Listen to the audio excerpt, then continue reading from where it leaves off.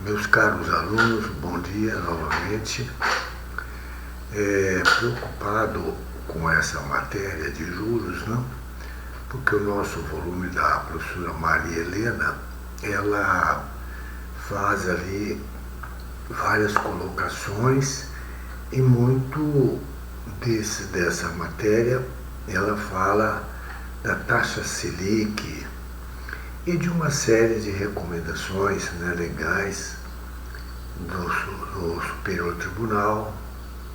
Fala também ali de vários casos e claro que nós não vamos abordar tudo isso porque realmente é bastante longo, não é? O que importa aqui é que a gente vai fazer o seguinte: eu vou dar uma outra visão, além do que já falei em aulas passadas, né? Que o tema de nossa aula hoje é com referência aos juros na sua continuação, porque falamos dos juros moratórios, né? E os juros compensatórios. Hoje devemos continuar nesta aula a respeito dos juros. Só que entendi que seria interessante trazer aqui para vocês uma nova visão, né? Uma visão do professor Flávio Tartucci. E seria uma visão comparativa, né? Comparativa. Na verdade, ambos falam do mesmo assunto, mas cada qual tem o seu linguajar, tem o seu estilo, a sua forma de expor uma determinada matéria, né? E então, eu, verificando isso, entendi que seria bem interessante a gente ler também aqui, comentar o que o professor Flávio Tartucci ele fala a respeito dos juros, né? E ele, na sua página do seu livro mais novo, na sua página 451, aliás, desculpe, 401, né? Ele começa com o seguinte título: para fim de se localizarem através da virtual e também depois compararem com a professora Maria Helena. E o título dele é o seguinte, vou passar a leitura e agora o comentário a respeito, né? Dos juros no Código Civil de 2002, né? É o nosso código que foi aprovado, né? Sabemos disso, entrou em vigência em 2003, né? E ele começa então a respeito, dizendo o seguinte: aprofundando a análise da responsabilidade contratual, um dos principais efeitos do inadimplemento da obrigação é a incidência de juros a serem suportados pelo devedor. O que ele quer dizer isso? Há um contrato entre duas pessoas, são chamadas contraentes, e essas pessoas então convencionaram, entraram num acordo, fizeram o contrato. Isso tudo matéria que nós já falamos em sala, né? Mas, por várias razões, uma delas se torna inadimplente, né? Não pôde honrar o seu compromisso.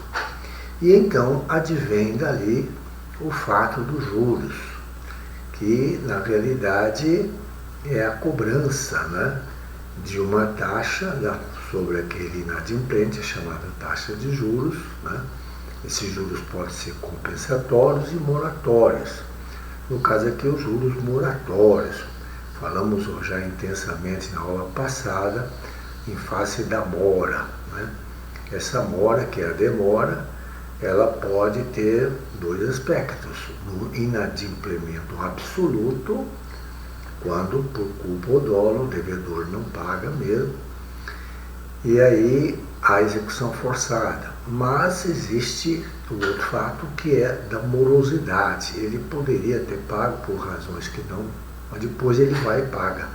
É o caso da mora. Falamos também intensamente na aula passada. Continua então. Os juros podem ser conceituados como sendo frutos civis ou rendimentos devidos pela utilização de um capital alheio. Falamos nisso com a professora Maria Helena. Vejo que aí o entendimento é igual. Então, alguém empresta um valor para alguém, esse valor é um capital, o A empresta para B, né?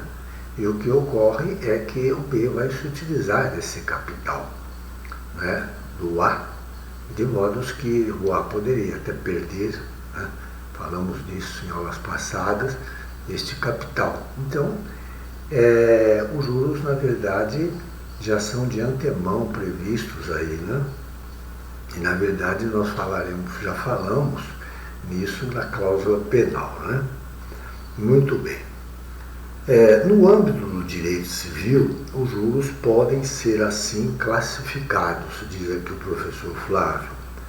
Primeiro, quanto à origem.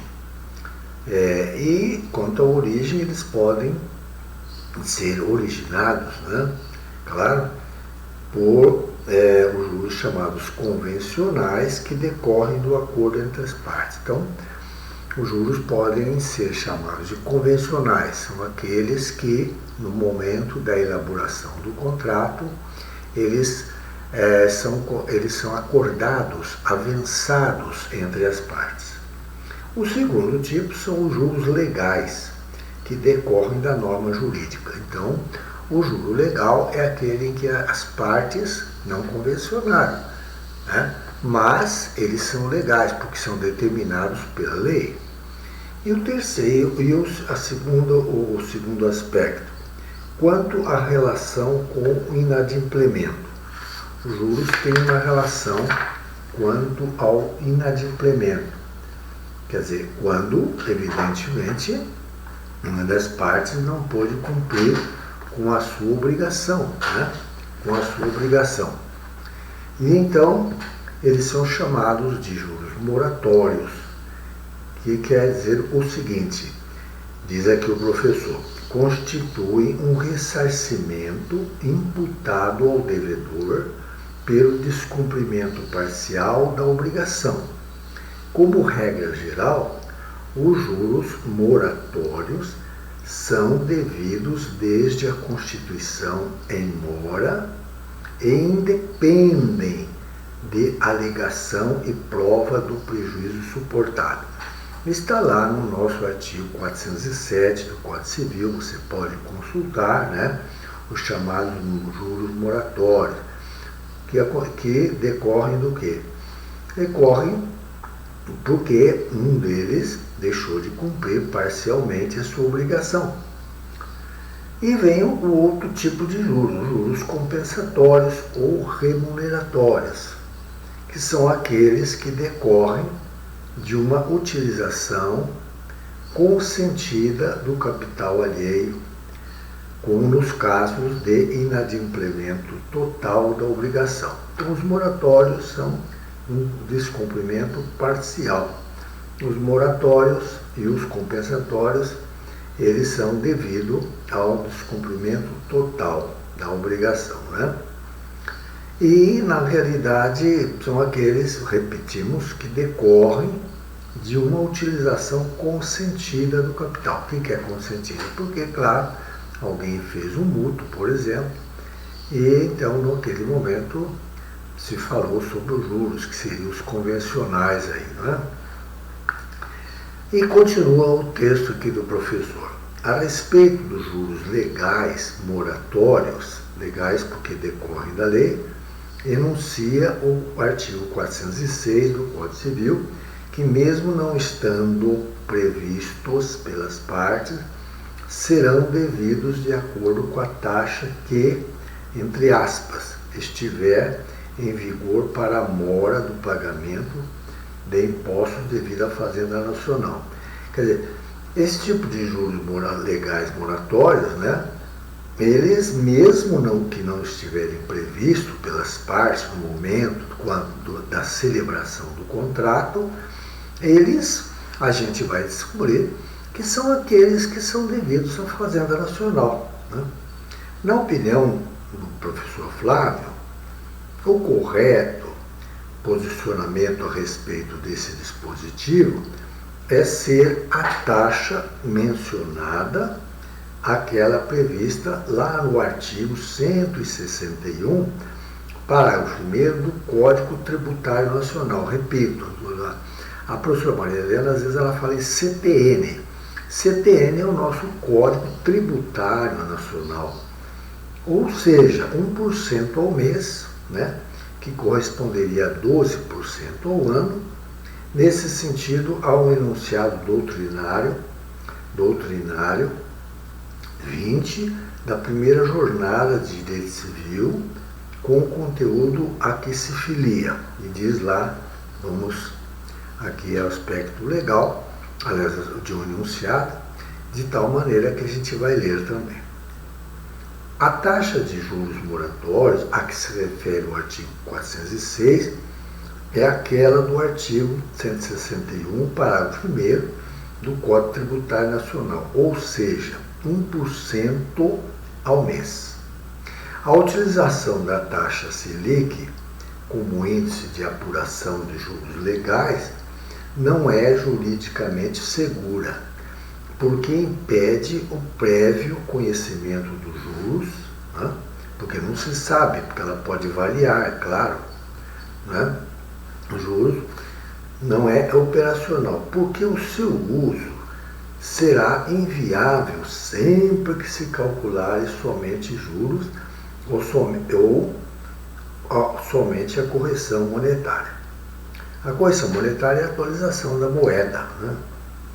É incompatível com a regra do 591 do novo Código Civil, que permite apenas a capitalização anual dos juros e pode ser incompatível com o artigo 192, parágrafo 3º da Constituição Federal, se resultar em juros reais superiores a 12% ao ano.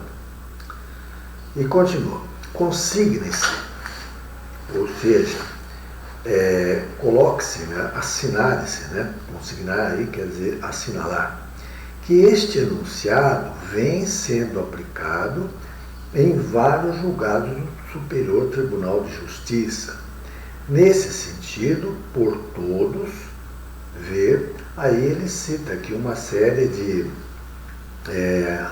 entendimentos do Superior Tribunal de Justiça, né? E que nós não vamos citar todos aqui, claro. E vamos em frente logo após a citação, né? De qualquer forma, esse entendimento está longe de ser unânime, eis que há julgados do Superior Tribunal de Justiça que aplicam a taxa Selic como referência. E nesse sentido ele dá uma série de julgamentos, né? Então, a respeito da aplicação. Porque, como dissemos assim, reduzindo tudo isso, não se admite a taxa Selic. Se admite aquilo que, na verdade, fala o chamado Código Tributário Nacional, né? E vamos em frente, porque o assunto ele não é tão longo, mas, em realidade, ele comporta assim, vários entendimentos, né?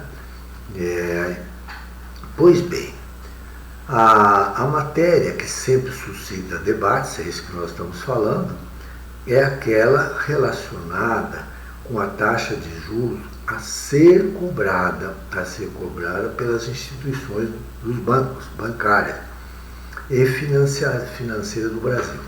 Então aí chegamos a um ponto em que, na realidade, o que se pergunta é assim, qual é a taxa então que é cobrada? Os bancos. Falamos em 12% ao ano, ou 1% ao mês, mas na realidade sabemos que você vai ao banco e outras instituições financeiras que são autorizadas pelo chamado Bacen, que é o Banco Central do Brasil, são muito maiores, né? Muito maiores, nós sabemos disso. Daí é que vem aí uma série de ações das pessoas que fazem contratos e os juros são muito altos, né? E é preciso depois fazer uma revisão contratual. Então, daí é que começa essa grande discussão que nós estamos colocando aqui para os senhores, né? Continuo.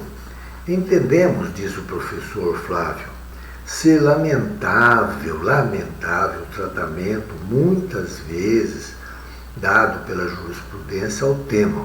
Aqui ele diz o seguinte, porque quando se discute, e a discussão vai para a máquina judiciária, existe, assim, uma diversidade de entendimentos. E isso que ele está falando é de se lamentar, né? Porque não existe uma unanimidade, né? E continua aqui.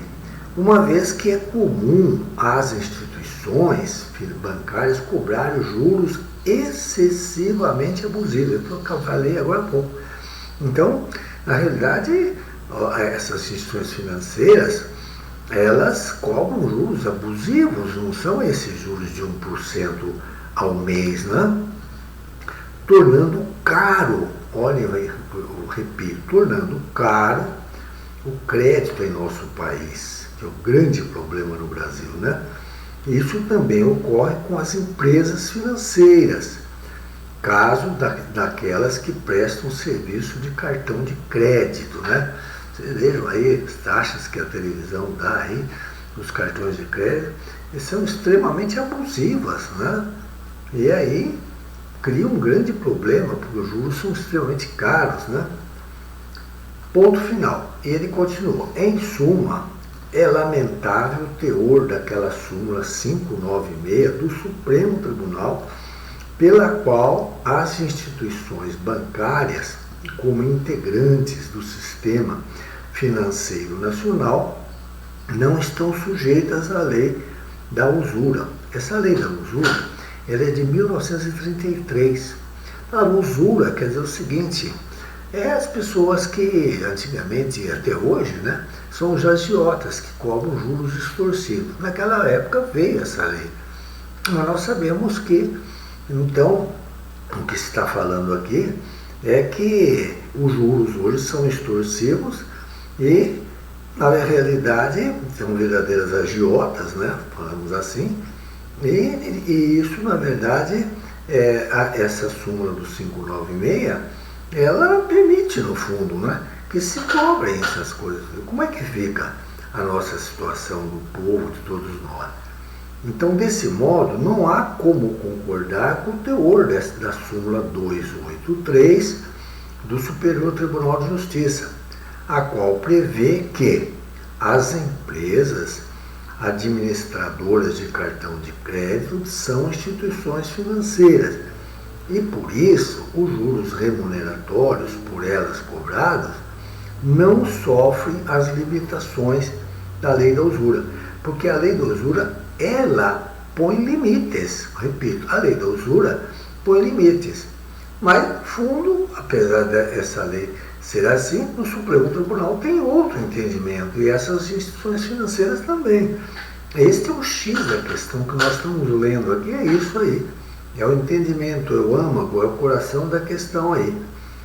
E aí o professor diz assim, compreendemos que a lei de usura está em total sintonia com a proteção daqueles que são vulneráveis. Quem são eles?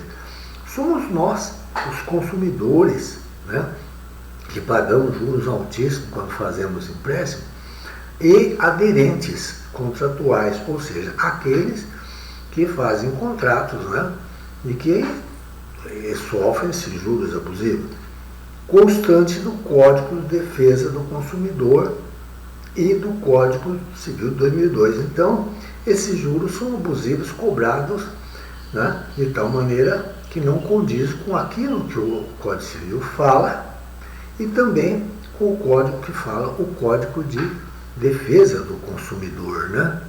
E aí, como é que ficamos? Vamos em frente. Vamos lá. O que se tem entendido na jurisprudência superior, a jurisprudência superior, o que é isso aí? São os entendimentos do Superior Tribunal de Justiça e os entendimentos do Supremo Tribunal Federal, né? São esses chamados jurisprudência superior, né? Repito, o que se tem entendido na jurisprudência superior é que os juros das instituições bancárias e das financeiras podem ser fixados de acordo com as regras de mercado. Então, o mercado é uma coisa que nós costumamos ouvir frequentemente, que é, na verdade, uma palavra que advém de um sistema, né, econômico chamado liberalismo, né? E hoje nós vivemos isso aí, nesse liberalismo. E ele é que permite, né, o livre mercado. E aí vem um problema sério. Quando o livre mercado prepondera, muitas vezes nós, consumidores, ficamos na mão de grandes bancos e financistas que detêm esse poder de cobrar juros praticamente o que querem. E aí tem que haver uma intervenção do Estado, né? Porque o Estado é que tem que nos proteger, essa é a ideia. E aqui continuamos, né? Em paradigmática decisão do ano 2008, o STJ, o Superior Tribunal de Justiça, concluiu de forma definitiva. Então, em 2008, né, o STJ teve lá uma conclusão que diz o seguinte, aspas, vou ler inteirinho, porque aqui é uma decisão, eles sumular quer dizer, eles fazem uma síntese do caso e fazem a conclusão. Então, digamos, vamos lá. Direito processual civil e bancário. Recurso especial que chegou à mão do Superior Tribunal de Justiça. O que era? Ação revisional de cláusulas de contrato bancário. Ponto. Incidente de processo repetitivo. Juros remuneratórios, configuração da mora, juros moratórios, inscrição, manutenção em cadastro de inadimplência. Aqui ele faz uma síntese deste processo, que é um processo, e outros já tinham vindo, por isso que ele usou a palavra repetitivo, e já a decisão primária, a primeira decisão até se aplica aos demais que têm essa característica. E é um processo que fala dos juros remuneratórios e da configuração da mora, né? É isso aí. Isso é que eu li, é a síntese desse processo, né? Muito bem. Aí continuamos. E aí foi feita a inscrição da pessoa, naturalmente, que no cadastro dos inadimplentes. Ponto. Agora, continua. Disposições de ofício. Ponto. Delimitação do julgamento. Diz lá, julgamento das questões idênticas que caracterizam a multiplicidade. Orientação. Juros remuneratórios. As instituições financeiras não se sujeitam, veja bem, não se sujeitam à limitação dos juros remuneratórios estipulados na lei de usura. Essa lei de usura é um decreto de 22.626 de 1933, né? 33. E da súmula 596 do STF. B. A estipulação de juros remuneratórios superiores a 12% ao ano, por si só, não indica abusividade. Quer dizer, aí ele vai para o outro item curto, que é o entendimento do STJ, né? São inaplicáveis aos juros remuneratórios dos contratos de mútua bancário às disposição do artigo 591 do Código Civil, combinado com o 406, tá? É admitida a revisão de taxa de juros remuneratórios em situações excepcionais, desde caracterizada a relação de consumo e abusividade, abre parênteses, capaz de colocar o consumidor em desvantagem em desvantagem exagerada. Isso está no artigo 51 do parágrafo 1º do Código de Defesa do Consumidor. Fique cabalmente demonstrada ante as peculiaridades do julgamento em concreto, os juros remuneratórios contratados encontram-se no limite que esta Corte tem considerado razoável e, sob a ótica do direito do consumidor, não merecem ser revistos, porquanto não demonstrada a onerosidade excessiva. Aí esse julgamento exigiu o seguinte, na realidade, o que está barrando os juros ali, abusivos, seria o Código do Consumidor. Muito bem. Aliás, diz o professor na continuidade da leitura, mais recentemente, o STJ, o Superior Tribunal de Justiça, concluiu que, não sendo fixados os juros pelas partes em contrato bancário, incidem as taxas de mercado e não a do artigo 406 do Código Civil. Em suma, as regras mercadológicas prevalecem sobre a própria lei. O julgado foi assim publicado no informativo número 434 do STJ.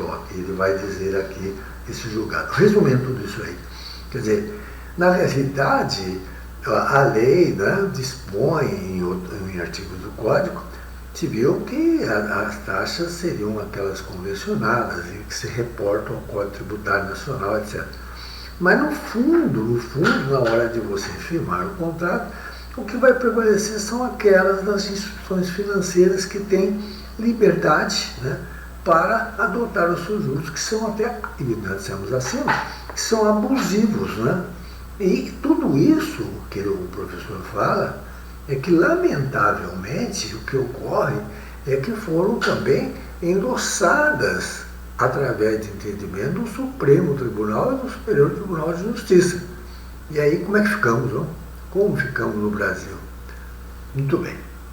E vem agora um novo julgado aqui publicado, um informativo. Repetitivo. Cheque especial, juros remuneratórios, acessão ao julgar recurso representativo de controvérsia do artigo 543 e da resolução, da resolução 8/2008 do STJ, sobre a legalidade da cobrança de juros remuneratórios decorrente do contrato bancário quando não há prova da taxa pactuada e quando a cláusula ajustada entre as partes não tenha indicado o percentual a ser observado. Reafirmou a jurisprudência desse Superior Tribunal de que, vou devagar, quando a taxa de juros no momento da elaboração do contrato, ela não foi pactuada. Neste caso, o juiz deve limitar os juros remuneratórios à taxa média do mercado, divulgada pelo Banco Central, Bacen, salvo se menor a taxa cobrada pelo próprio banco, mais vantajosa para o cliente. Anotou-se que o caso dos autos, quer dizer, desse julgamento, é uma ação de revisão de cláusula de contrato de cheque especial combinada com a repetição de indébito em que o Tribunal ACOL que é o tribunal sempre anterior ao Superior, Superior Tribunal de Justiça, constatou não haver no contrato firmado o percentual da taxa para a cobrança de juros remuneratório, apesar de eles estarem previstos em uma das cláusulas do contrato. Aí ele continua também e dá a sua colocação. O professor, discordando dessa forma de julgar, este autor entende que no tocante aos juros convencionais, quer dizer, quando as partes ao fazer o contrato convencionaram, porque às vezes elas poderiam não ter convencionado, né, essa taxa, né, aos juros convencionais, no máximo por força de convenção no instrumento obrigacional é o contrato, né, poderá ser exigida a taxa em dobro da taxa legal, ou seja, 2% ao mês ao invés de 1% que a Constituição falava, né? Era 1% ao mês. Pela previsão do artigo 1º da Lei da Usura, porque a Lei da Usura que nós falamos, de 1933, que não foi revogada. Essa lei até hoje está em vigência. Ela limitava, ela segurava, então, esses absurdos de cobrança de juros além do que os legais, né? Que não foi revogada em combinação com o artigo 406, né, do Código Civil. Esta também é a taxa a ser cobrada no caso de mútuo. Mútuo bancário, que é quando você vai ao banco e faz empréstimo. Mútuo bancário de natureza onerosa, vocês têm que pagar juros, denominado mútuo federatício. Mútuo federatício é o mútuo feito em banco, né? E na verdade, não só em banco, mas aí essa taxa é chamada federatício porque ela é onerosa. Onerosa quer dizer, você tem que pagar juros, é claro, né? Pois se trata do máximo possível da taxa legal, considerando-se o artigo 406 do Código Civil e o artigo 1º da Lei de Usura. Em tom de crítica, diz aqui o professor, né?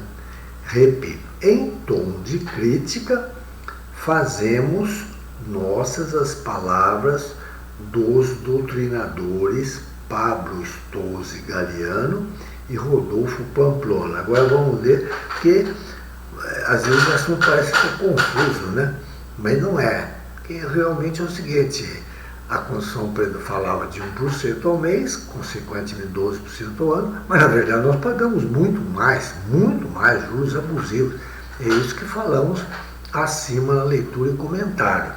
E agora ele pega, o professor Flávio, ele adota as palavras aqui do Pablo e do Rodolfo, fazendo uma crítica, né?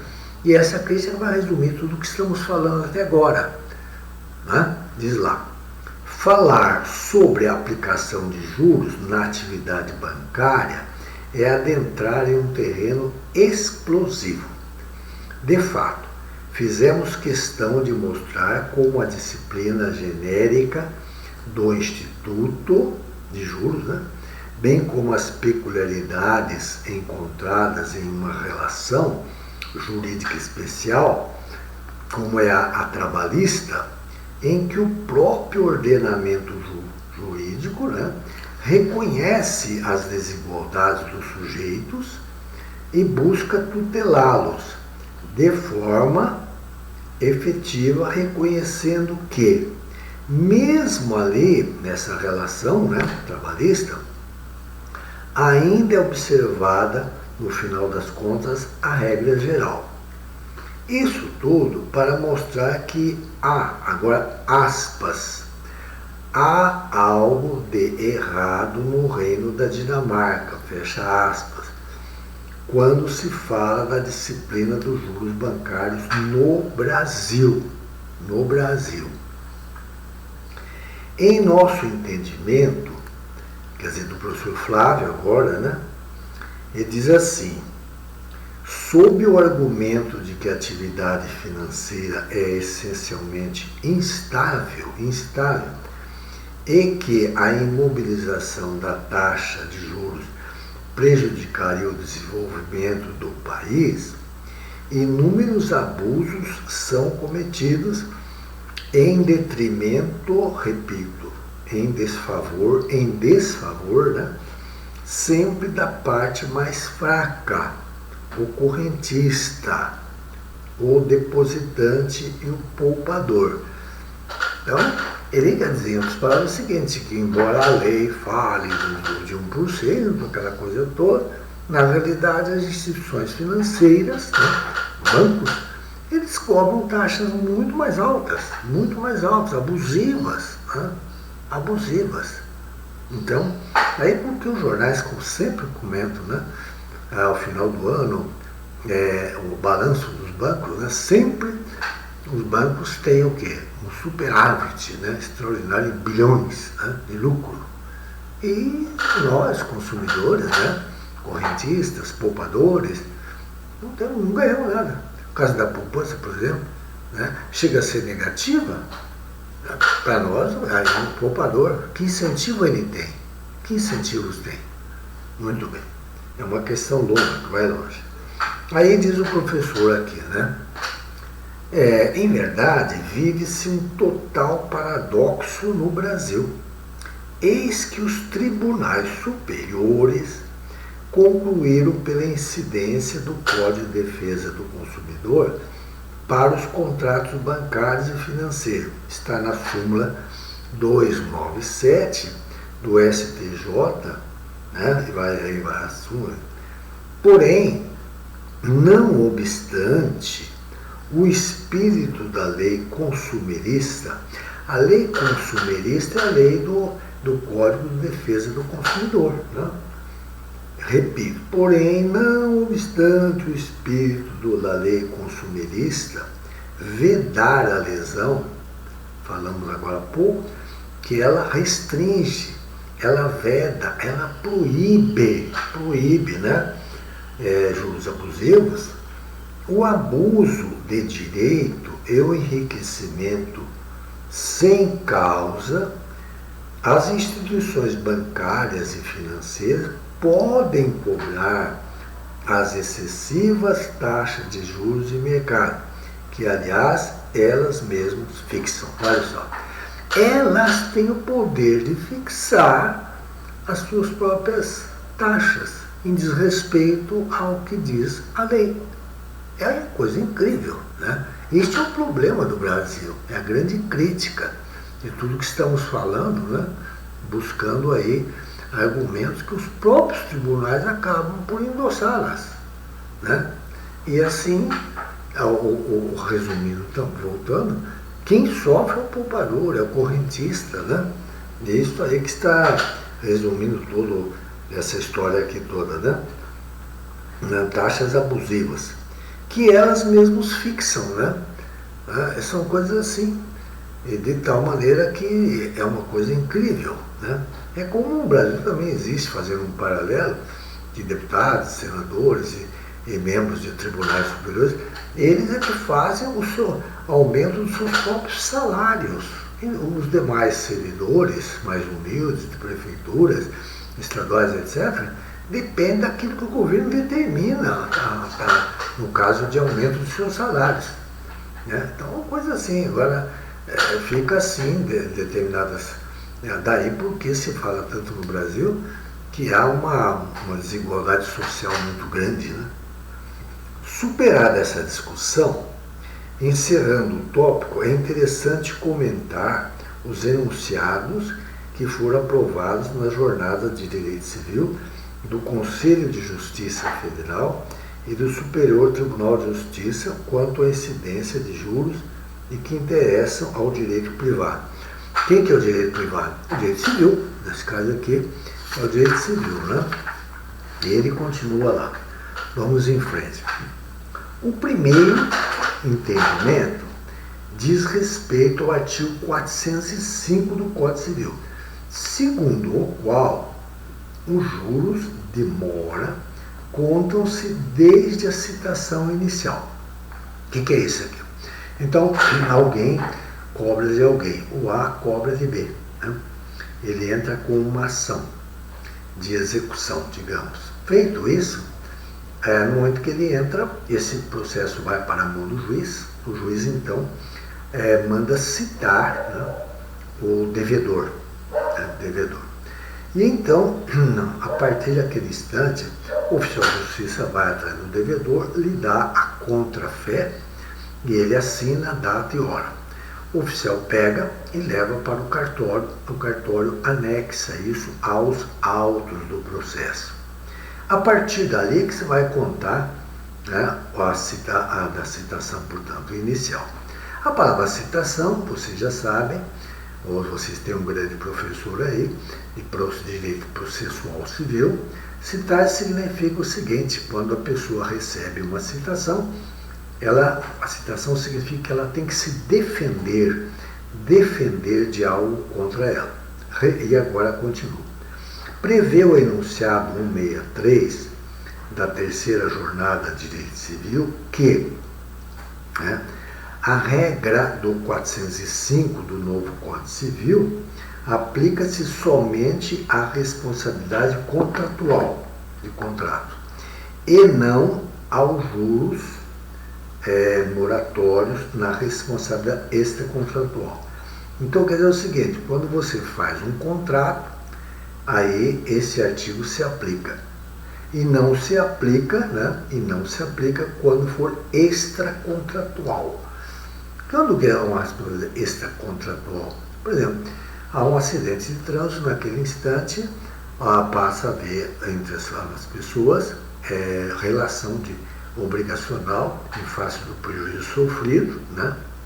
E foi extracontratual. Não havia um contrato entre eles, né?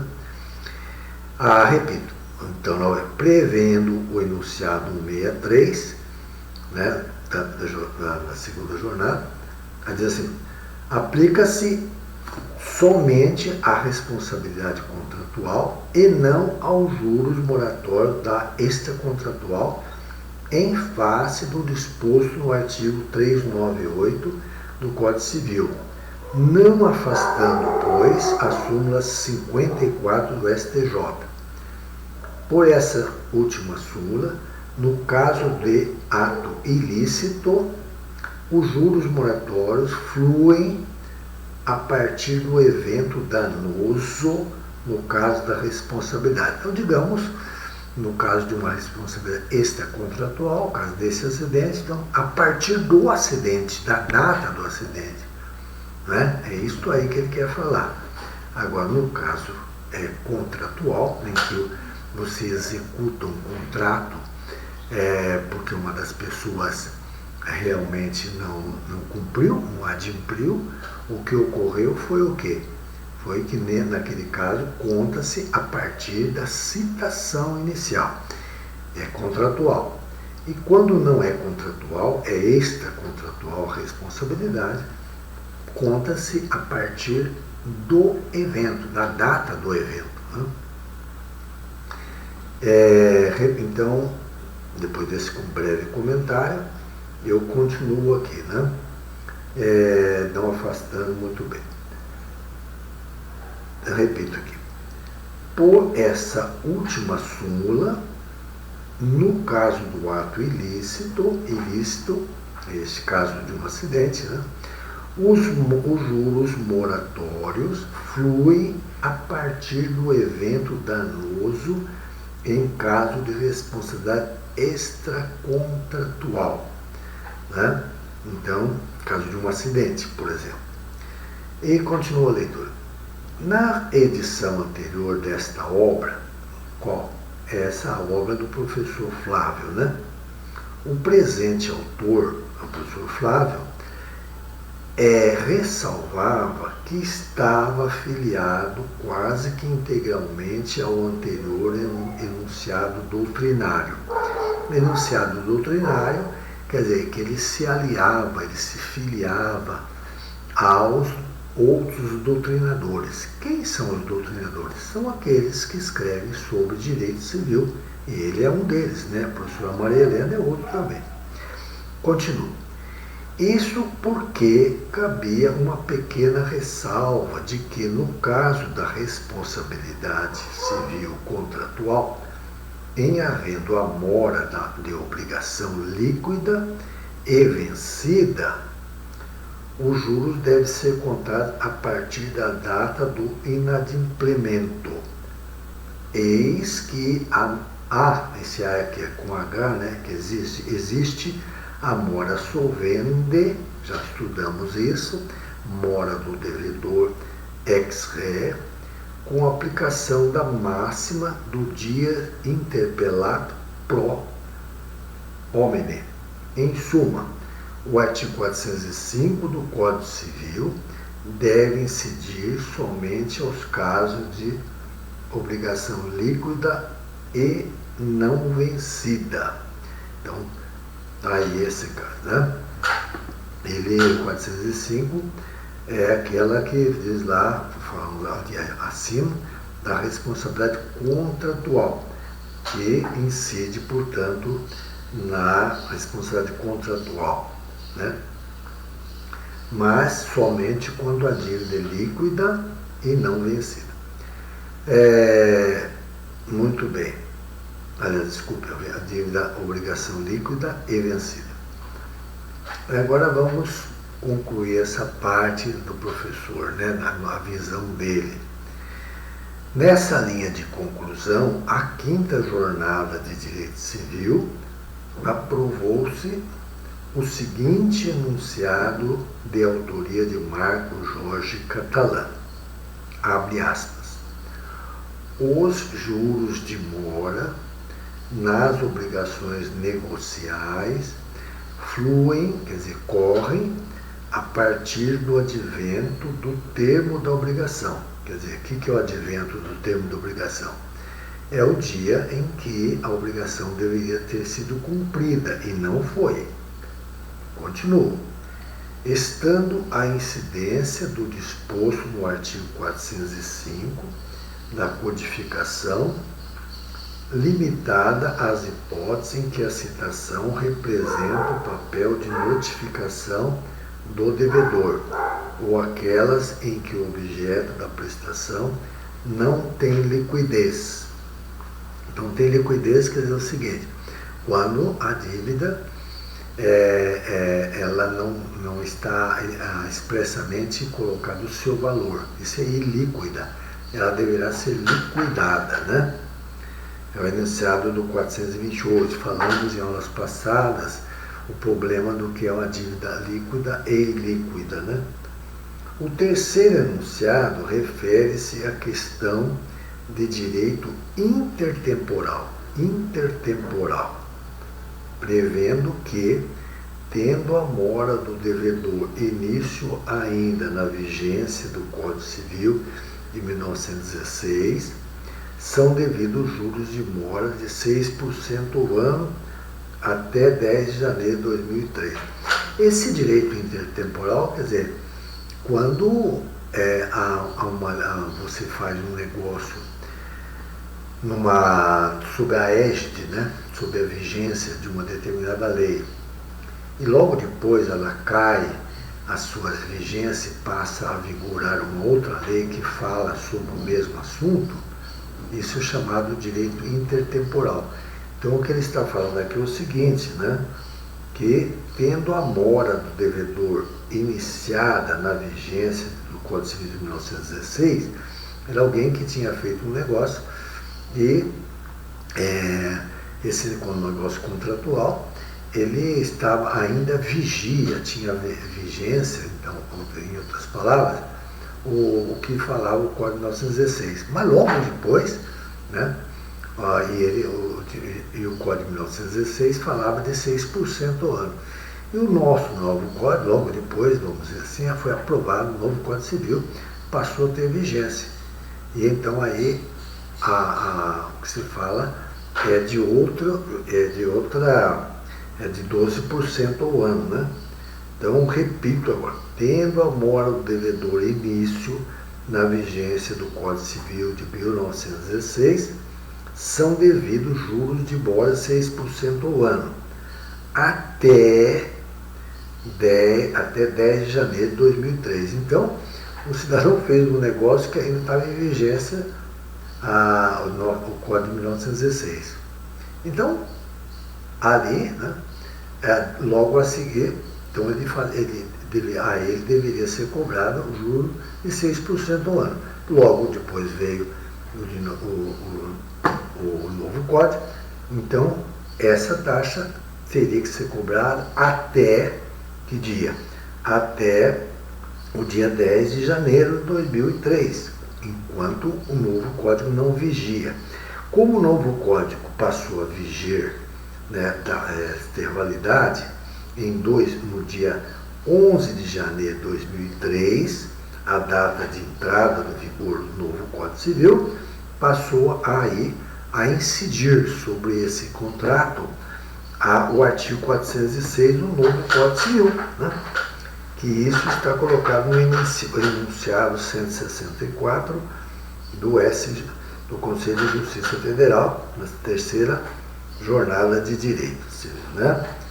Tendo em vista, aí ele continua, tendo em vista a escala pontiana e o artigo 2035, caput do Código Civil, o teor do enunciado é plenamente correto. Isto porque os juros estão no plano da eficácia do negócio jurídico, continua aqui, repito, né? Isto porque como os juros estão no plano da eficácia do negócio jurídico, deve ser aplicada a norma do momento dos efeitos obrigacionais. Isto faz com que o cálculo do juro seja fracionado de acordo com a lei vigente na esteira da melhor jurisprudência. Resumindo, então o cidadão tinha feito um negócio e ele fez o negócio sob a lei de 1916, que tinha juros de 6% ao ano. Logo a seguir veio o novo Código Civil, né, de 2002, que passou a vigir, passou a valer em 11 de janeiro de 2003. Então, a partir dali, são outros os juros. É esse o entendimento final aí de toda essa questão. Eu espero até que os senhores tenham entendido, mas eu peço que, evidentemente, façam consulta, possam também aí, depois, eu estou à disposição. O meu telefone aqui é o 9696-9908, para que a gente possa até enviar esse texto via e-mail, né? É o texto da professora Maria Helena, embora eles tenham na nossa biblioteca virtual, acredito, sem dúvida alguma, para ficar claro, porque são entendimentos e a gente vai lendo, aí não há como, temos que ler, porque são enunciados, são artigos da lei, que nós temos que interpretá-los. E eu espero que eu tenha sido até entendido nesse sentido. Mas é muito claro também, por outro lado, que às vezes possa não ter havido um bom entendimento. Por isso, me peço aos senhores que essa matéria, como está aí colocada, né, acabei de enunciar os textos, poderiam ser realmente colocados aí para os senhores de uma forma visual, porque às vezes é claro uma palavra ou outra, porque a gente explica várias vezes, vai e volta, retornando o texto, com o intuito claro de tornar mais visível, melhor entendimento, né, nesse sentido. Mas é por aí que estamos trabalhando com os senhores e vamos aí para o próximo assunto da professora. Ele fala sobre purgação da mora, matéria que já falei em aulas passadas. Fala-se também aqui da cláusula penal, matéria também que já trabalhei com os senhores em aulas passadas, já gravadas, né? E que são coisas que devem ser consultadas. Porque em aulas subsequentes aí, eu agora passo a pegar o livro sobre Maria Helena, né? Ela, depois de abarcar os juros moratórios, os juros moratórios e tal, né? Ela vai aqui falar a respeito da extensão dos juros moratórios, né? E a extensão desses juros, cada autor tem uma forma de falar, ela abarca esse aspecto aqui, em que aí nós ainda não pudemos abordar, porque o professor Luiz Flávio, eu percebo que a diferenciação. A professora Maria Helena, na minha visão muito humilde, né, eu vejo que ela é bastante prolixa, ela traz casos, e muitos casos no rodapé, que não haveria tempo assim, porque são citações longas, né, da jurisprudência. E ela, após, estou agora folheando o livro da professora Maria Helena, após ter falado sobre os juros moratórios, etc., aqui, ela vai para o último aspecto do nosso assunto, ainda sobre juros, que é falar aqui sobre a extensão dos juros moratórios, né? Que eu não vou ter tempo nesta aula de hoje, e abarcarei em outro momento. E ela fala também sobre o momento da fluência dos juros de mora, né? Que na verdade é isso que acabamos de falar aí com o professor Luiz Flávio. Ela fala de uma outra maneira. E eu então recomendo aos senhores que, como já falei com o professor Luiz Flávio, ele sintetizou de outra maneira, vocês poderão consultar aí o texto da extensão dos juros, que tem todos esses vários enunciados, cada qual fala de uma maneira, né? A partir da citação, e a citação equivale à interpelação, os momentos da fluência dos juros, porque ela tem um outro linguajar, né? É muito interessante, mas é tudo isso que eu acabei de dizer. Na sequência, ela falou sobre a purgação da mora, que já falei em aulas passadas, e a cessação da mora. Isso aí é matéria que já falamos. E, na sequência, também ela trabalha o tema de perdas e danos. E aí, já é matéria que também já falei em aulas passadas, porque o que aconteceu? É que à medida que eu falava do problema do inadimplemento absoluto e da mora, a professora Maria Helena falava sobre a cláusula penal, ela falava sobre perdas e danos. Nós já falamos também sobre isso. Então, eu agradeço a atenção dos senhores, extremamente, e peço ao senhor que esteja guardando a todos nós, né, com as suas mãos, para que todos possamos regressar aos nossos trabalhos tão gostosos na sala de aula, não é, com a presença de vocês, que realmente me alenta bastante. De tal maneira que guardaremos o momento oportuno para voltar à nova aula visual, né? Um grande abraço a todos, que Deus os abençoe, né?